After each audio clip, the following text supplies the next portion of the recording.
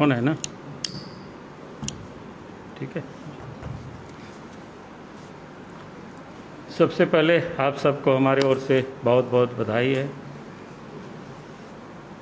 अब सब लोग देख रहे होंगे कि सामान्य तौर पर हम लोग प्रेस कॉन्फ्रेंस में 2-3 लोग रहते हैं, लेकिन आप सब लोग देख रहे होंगे कि शायद अजनबी कई लोग बैठे हुए हैं। तो थोड़ा पहले तो मैं उन सब लोगों के परिचय करा देता हूँ। और मेरे बाईं तरफ जिनको आप देख रहे हैं, ये मुकेश शुक्ला जी हैं, उर्फ पिंकू शुक्ला। ऐसे पार्टी किसान मोर्चा के प्रदेश के उपाध्यक्ष भी हैं।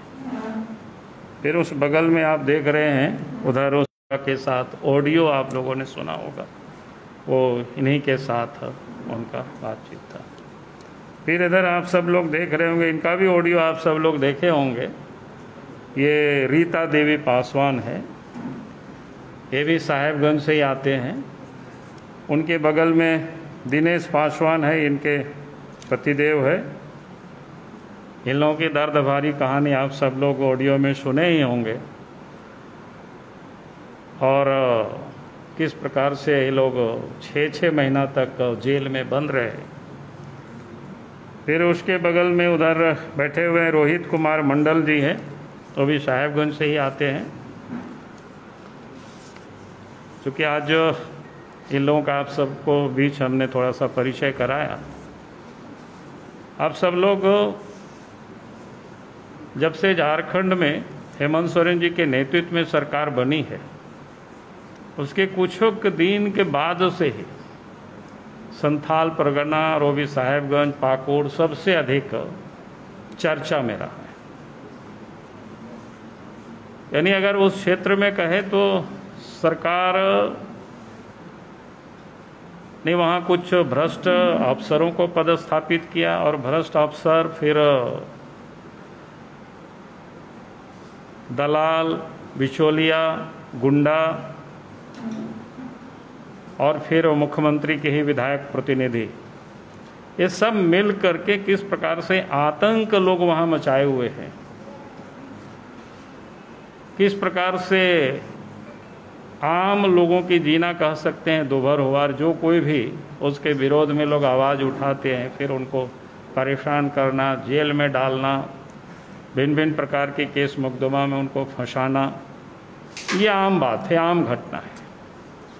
फिर पिछले दिन आप सब ने देखा होगा किस प्रकार से, अब तो एक महीना हो चला है, रूपा तिर्की की हत्या के मामलों को लेकर के भी उनके माँ ने जो लिख करके दिया, जिन नामों को दिया, उसमें भी आपने देखा कि विधायक प्रतिनिधि को किस प्रकार से बचाने की भरसक लोग कोशिश कर रहे हैं, जबकि उनके परिवार के लोग, समाज के लोग लगातार लोग आंदोलन कर रहे हैं।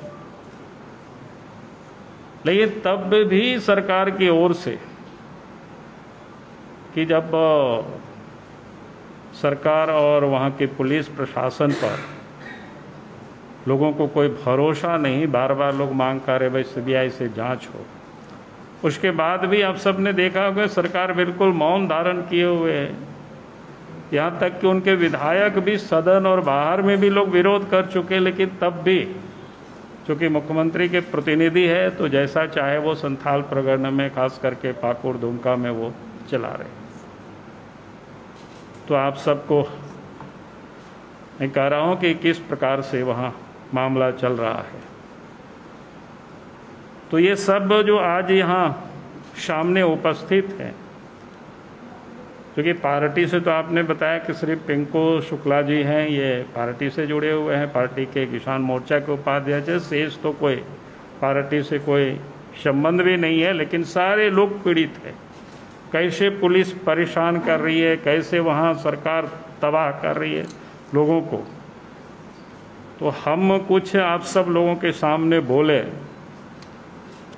जैसे अगर हम संक्षिप्त में ही कहें कि इधर आप पासवान परिवार को देख रहे, इन लोगों की जमीन दादा जमाने से था। उस जमीन को कैसे दखल करने के लिए, उस जमीन को कैसे बेचने के लिए वहाँ पर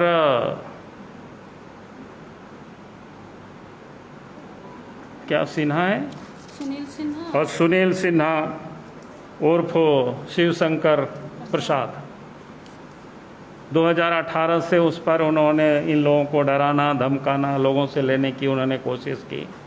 जब ये लोग देने के लिए तैयार नहीं हुआ, राजी नहीं हुआ, फिर इन लोगों के ऊपर डकैती केस करके 2 महिला को भी, फिर पुरुष को भी, और फिर 6 महीना जेल में डाल दिया। और जब जेल में ये लोग थे तो उस समय इन लोगों की ज़मीन में वही जो मुख्यमंत्री के प्रतिनिधि है वहाँ मकान बनाना शुरू कर दिया। आज भी वहाँ मकान तैयार हो रहा है 2 मंजिला, और कितनी शान से बोलते हैं कि हमने खरीदा है। डीसी के पास लोग जाए, किसी भी पदाधिकारी में कोई सुनने वाला नहीं है, वहाँ तो सब कुछ वही है। फिर उधर रोहित बैठे हुए, इनका भी पूर्वज खानदानी क्या ज़मीन, उस पर भी लोगों ने जोर ज़बरदस्ती जिसको बोलते हैं कब्जा करना, नहीं तो फिर इन लोगों के ऊपर भी केस किया था। तो 4-4 महीना ये लोग तो साहेबगंज छोड़ करके ही लोग भागे हुए थे। अब भी उस ज़मीन को प्लॉटिंग करके बेच रहा है वो लोग। फिर राजहंस का तो आप सब लोगों ने देखा, उनके घर में तो अभी लगातार क्या कहते हैं, पुलिस रात में जा कर के परेशान करना, तंग करना। चूँकि दरोगा के साथ इनका बातचीत हुआ था और उसका ऑडियो वायरल हो गया, तब इनको परेशान करना।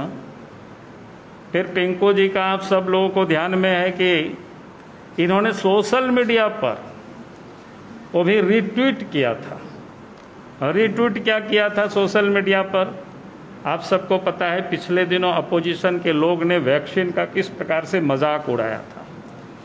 उसमें से खास करके एक तो केजरीवाल भी थे, क्या कहते हैं, हैदराबाद के जो ओवैसी लीडर, और कौन थे, किसान मोर्चा के टिकैत, और जो टिकैत थे अभी जो आंदोलन कर रहे हैं तथाकथित अपने को किसान कहते हैं। और फिर एक चौरसिया थे नहीं, जो पत्रकार पुराने, बाद में आप पार्टी आप तो अब छोड़ दिए। तो लोगों ने कैसे मजाक किया था, तो फिर उसी को इन्होंने रिट्वीट किया था। भाई ये लोग दूसरों को नहीं ले, उसके लिए इसकी उपहास करना और खुद अपने जान बचाने के लिए ये लोग टीका लेते हैं, उसी को इन्होंने कर दिया था।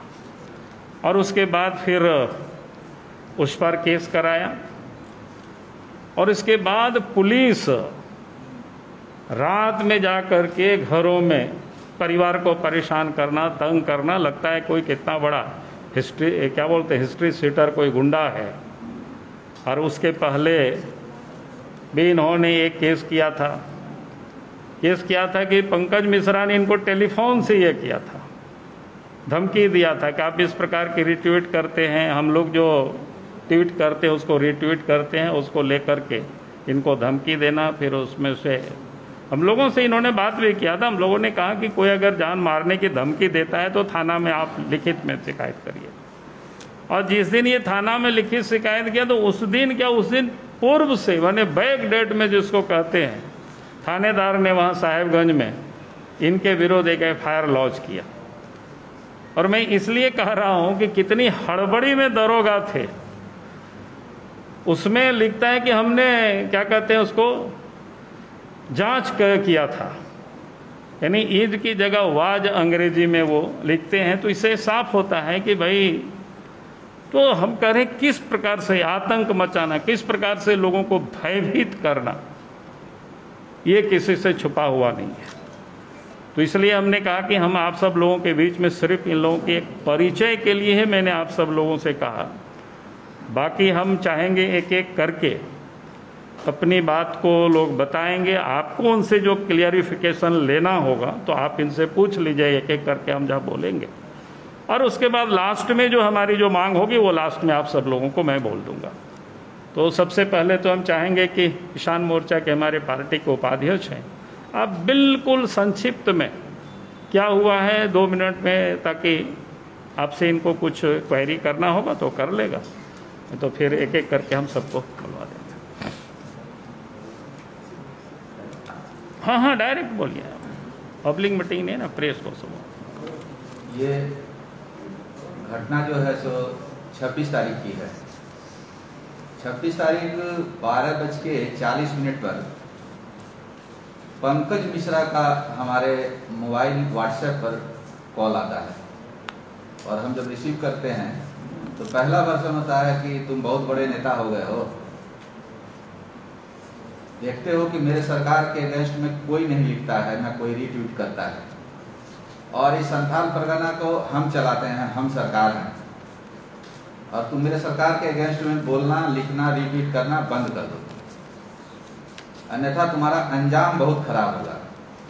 हम बोले मेरा क्या अंजाम खराब होगा? बोला मेरा नाम पंकज मिश्रा है और हम तुम्हें झूठे केस में फंसा देंगे। हम बोले कि हम पार्टी का एक कार्यकर्ता हैं और आपकी सरकार जो झूठे वादे करके बनी है, उसी जो वादा वो किया था वो वादा हम लोग दिला रहे हैं, और अगर उसको लगता है कि हम उसका विरोध कर रहे हैं तो ये विरोध करते रहेंगे। तब बोलता है कि तब तुम्हारी जो है तुम्हारे साथ बहुत बड़ी घटना यानी कि हत्या हो जाएगी। और ये बोलने के बाद उन्होंने फोन काट दिया। फोन काटने के बाद नहीं, और बोला कि तुम हर दिन तो देख रहे हैं साहेबगंज का न्यूज आपको मिल रहा है कि मेरे ऊपर कुछ नहीं होता है, हम कुछ भी कर दें, जिसका ये सब हमारे भाई लोग बगल पे बैठे हुए हैं जो पीड़ित हैं का कुछ नहीं होता है। और वो फोन काट दिया। उसके बाद हम अपने भाजपा के जो बड़े पदाधिकारी हैं, विपक्ष के जो हमारे नेता हैं भाजपा के, इनको बोले कि ऐसे ऐसे सर हुआ है। बोले ठीक है आप FIR करिए। तो 12:12 पर हुआ था। वो करते करते हम लोग सुबह 27 तारीख को 4 बजे प्रेस कॉन्फ्रेंस के साथ थाना में हम देते हैं रिपोर्ट कि हमको वो रंगदारी मेरे साथ किया है और हमको जान से मारने का धमकी दिया, जिसका सारा रिपोर्ट, सारा डॉक्यूमेंट्स मेरे पास है। उसने कितने बजे किया, कितना मिनट बाद किया, ये सारा मेरे पास है। थाना में देने के बाद प्रेस कॉन्फ्रेंस करते हैं। उसके बाद जब हम घर आते हैं 5:30 बजे के लगभग उसका एक मैसेज मेरे मोबाइल पर आता है कि ये आप क्या कर रहे हैं, आप ये क्या कर रहे हैं। उसको भी हम स्क्रीनशॉट करके रखें और 2-3 लाइन लिखे हुए हैं। और उसके बाद एक बैग जो है फिर होता है कि टिंकू शुक्ला के ऊपर, भारतीय जनता पार्टी प्रदेश उपाध्यक्ष किसान मोर्चा के ऊपर जो है साहेबगंज में एक दिन पहले केस हो गया है। सो पंकज मिश्रा से हमने रंगदारी मांगा।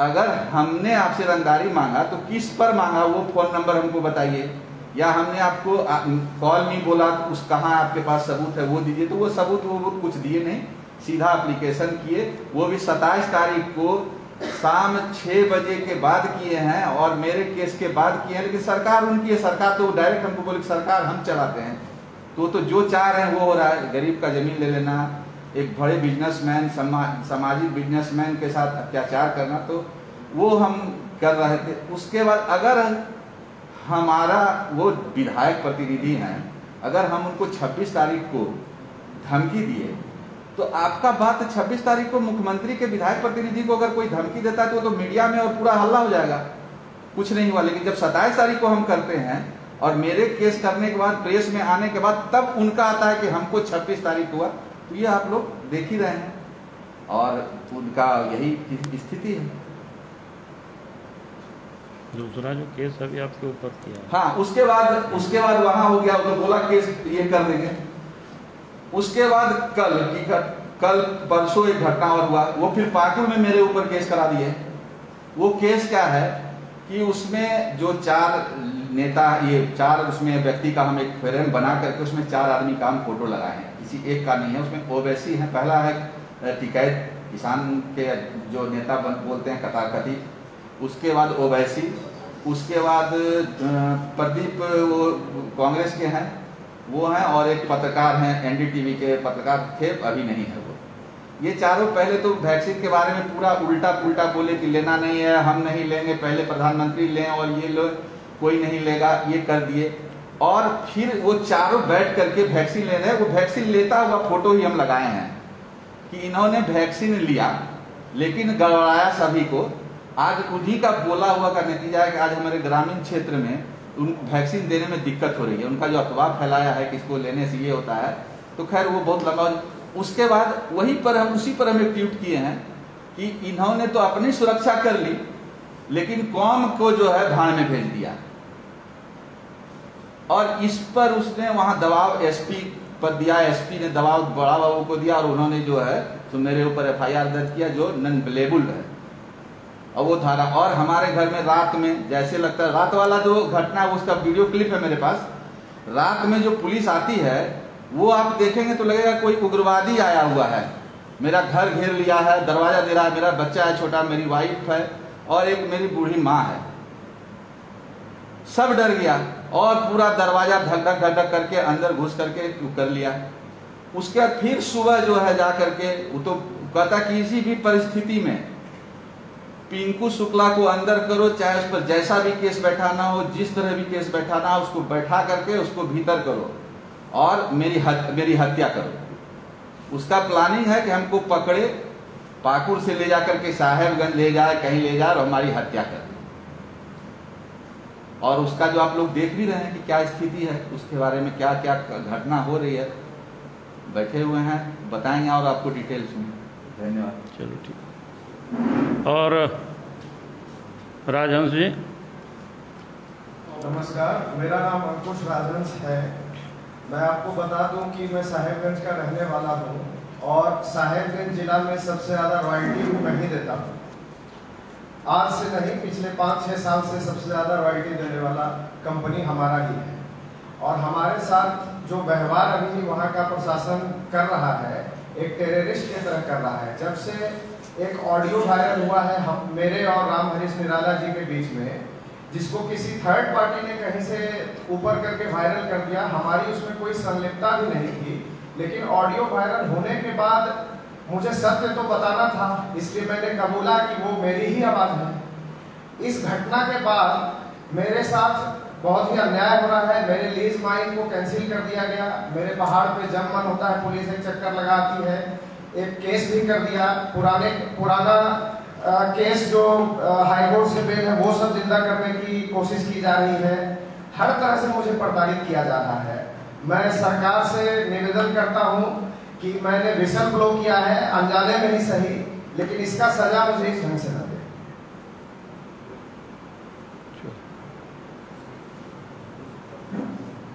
कौन आप बोलेंगे कि नहीं, हमको तो नहीं बोलना, हमें लोग बताना।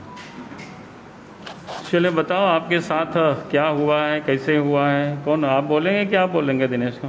अभी बोलेंगे, चलो ठीक। नाम बता दीजिएगा। मेरा नाम हरिता देवी। मेरा नाम हरिता देवी।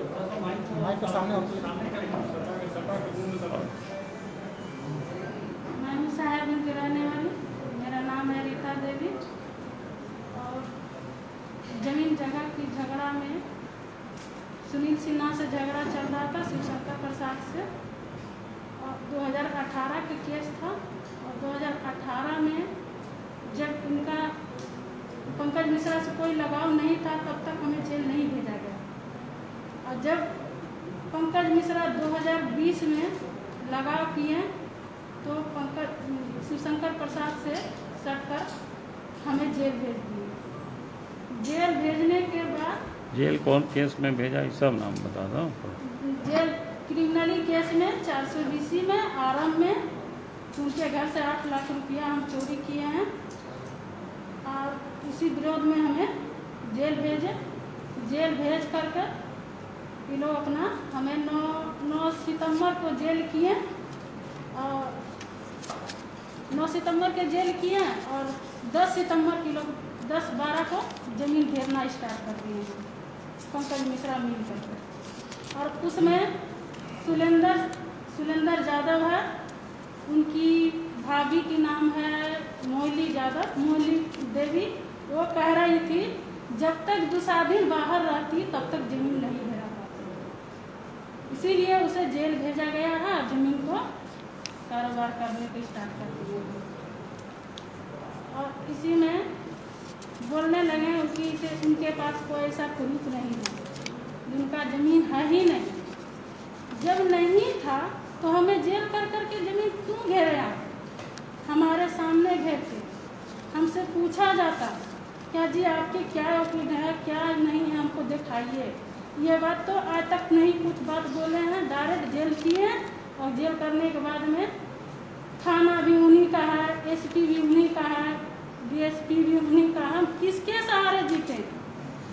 कोई आगे पीछे भी नहीं था। बस सीधे मेरी नवासी थी, वो छोटे से नवासी 1 महीना की थी, बस डेट किए, उस डेट में फेंक करके आए और हमारे सिपाही चारों पट्टी घेर करके हमें जेल भेज दिए। भागने बोलने की मौका भी नहीं दिया हमें।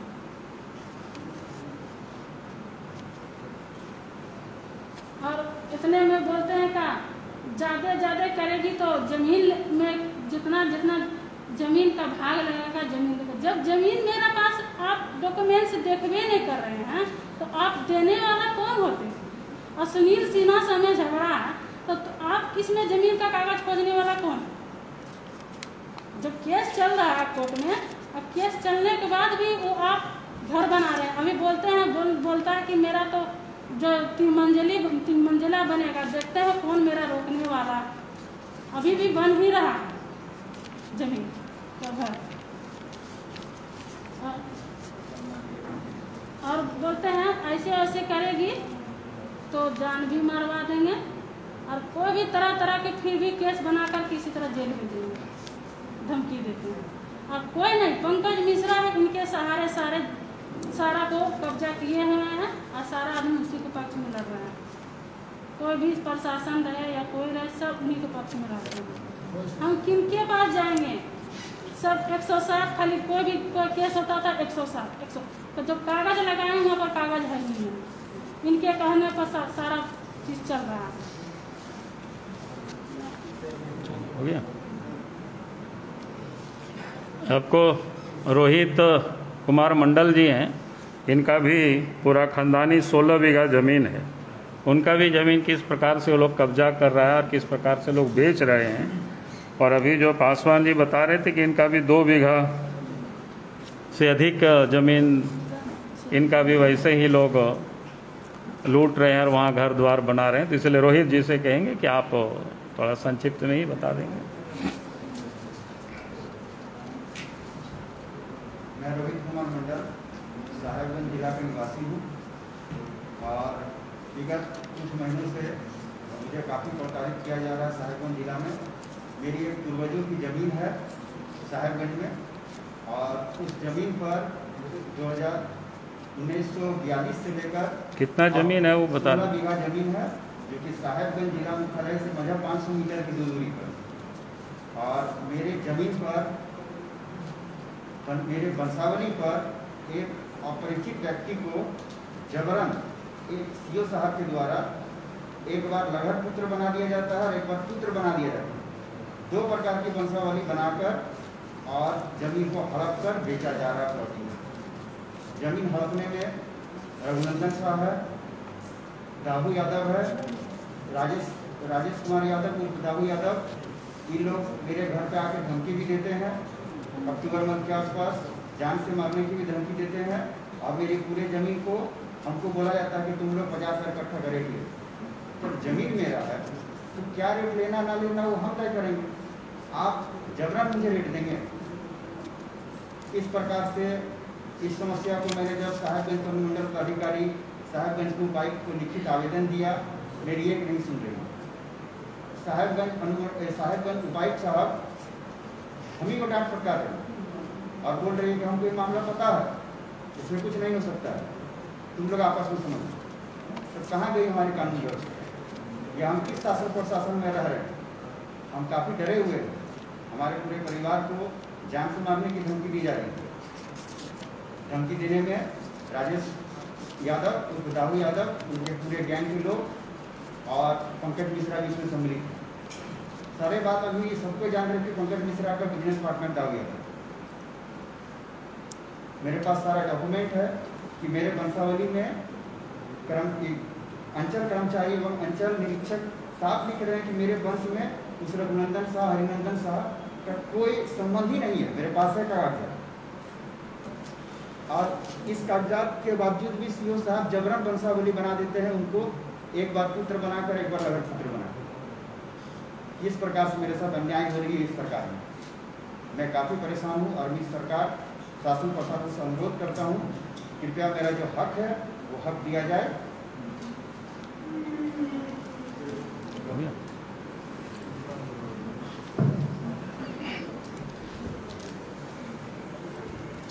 आप सब लोग सुन चुके ना किस प्रकार से साहेबगंज में एक आतंक लोगों ने मचाए हुए हैं, और वो उसमें से कौन लोग शामिल है ये कहीं किसी से छुपा हुआ नहीं है।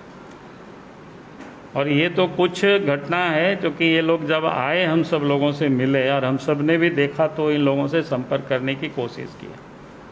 क्योंकि हम अपोजिशन में हैं, अगर कहीं भी जनता के साथ कोई जुल्म होता है, चाहे वो सोशल मीडिया में न्यूज़ आता हो या अखबारों में छपता हो या टीवी में छपता हो, तो हम सब लोगों का दायित्व बनता है कि उन्हें खोज करके पता करना कि भाई वो लोग क्या परेशानी है, क्या तकलीफ है। और आज जो भी चीज़ें दिखाई पड़ा आप सब लोगों के सामने, चूँकि ये सब लोग आए हुए हैं, जैसे इस पासवान परिवार की 2 बीघा से अधिक ज़मीन है, जहाँ पर 10 बीघा है टोटल। कितना 10 बीघा है टोटल। अच्छा, जहाँ पर पंकज मिश्रा भी मकान बना रहे हैं और उनके साह पर किस प्रकार से लोगों को आतंकित करना, जेल भेजना, तो फिर गरीब कैसे लड़ेगा, कैसे लोगों को न्याय मिलेगा।